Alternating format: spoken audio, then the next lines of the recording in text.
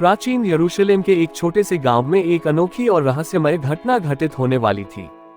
गांव के लोग उस दिन विशेष उत्साह में थे क्योंकि एक पवित्र व्यक्ति ईसा मसीह उनके गांव में आने वाले थे। गांव के सभी लोग उनकी शिक्षाओं को सुनने और उनके चमत्कारों को देखने के लिए बेताब थे। लेकिन गांव में एक रहस्यमय और खतरनाक स्थिति उभर रही थी।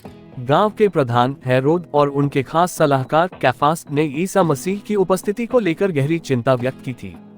वे जानते थे कि ईसा की लोकप्रियता उनके खुद के राजनीतिक हितों के लिए खतरा हो सकती है। इसीलिए उन्होंने एक गुप्त योजना बनाई कि कैसे ईसा मसीह को निरस्त किया जा सकता है।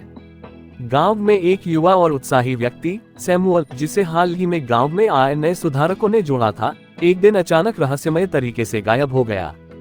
गांव वालों ने उसे हर जगह ढूंढा, लेकिन वह कहीं नहीं मिला। उसकी गुमशुदगी ने सबको परेशान कर दिया, खासकर उस दिन जब ईसा मसीह का आगमन होने वाला था।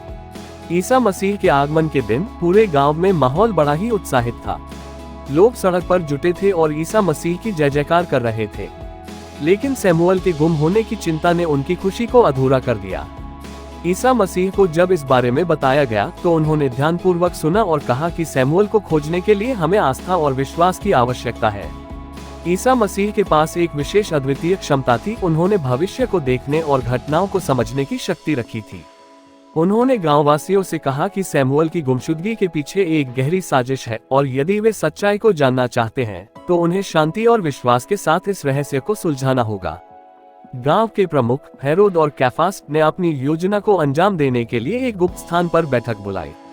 उनकी योजना थी कि ईसा मसीह को एक जाल में फंसाया जाए ताकि उनकी लोकप्रियता को कम किया जा सके और खुद को बचाया जा सके। वे जानना चाहते थे कि ईसा मसीह की ताकत के आगे उनका खुद का अस्तित्व खतरे में पड़ सकता है।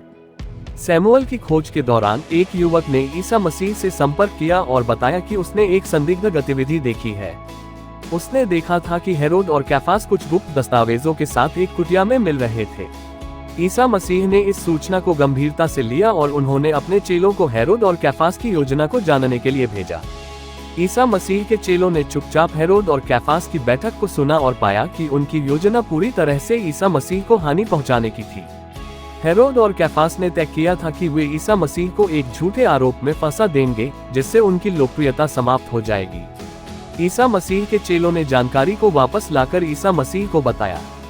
उन्होंने योजना बनाई कि वे सब मिलकर सच्चाई को उजागर करेंगे और हेरोद तथा कैफास की साजिश को नाकाम करेंगे।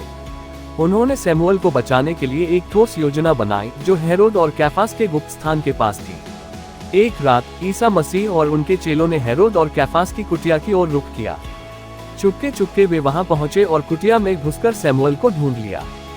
सैमुअल को ढूंढकर उन्होंने उसे सुरक्षित स्थान पर ले जाने का निर्णय लिया। इस बीच उन्होंने हेरोद और कैफास की गुप्त योजनाओं के सबूत भी जुटाए। जब वे सब गांव में लौटे तो उन्होंने हेरोद और कैफास की साजिश का पर्दाफाश किया। गांव वाले हैरान रह गए और उन्होंने ईसा मसीह की बातों को सच मान लिया। हेरोद और कैफास को उनकी गलतियों का एहसास हुआ और उन्होंने अपने किए पर पश्चाताप किया। ईसा मसीह ने गांव के लोगों को सच्चाई और प्यार का संदेश दिया। सैमुअल को उसके परिवार के पास लौटा दिया गया और गांव में एक नई उम्मीद और विश्वास का संचार हुआ। हेरोद और कैफास ने भी अपने कार्यों पर विचार किया और समाज के हित में काम करने का निर्णय लिया। इस घटना ने ये साबित कर दिया कि सच्चाई और विश्वास के सामने कोई भी साजिश सफल नहीं हो सकती। ईसा मसीह की उपस्थिति ने लोगों को न केवल चमत्कारों की अनुभूति कराई, बल्कि उनके दिलों में सच्चाई और न्याय की भावना भी उत्पन्न की। गांववासियों ने एक नई दिशा में आगे बढ़ते हुए ईसा मसीह के संदेश को अपनाया और उनके मार्गदर्शन में जीवन जीने का संकल्प लिया। उम्मीद है कि यह कहानी आपको पसंद आई होगी।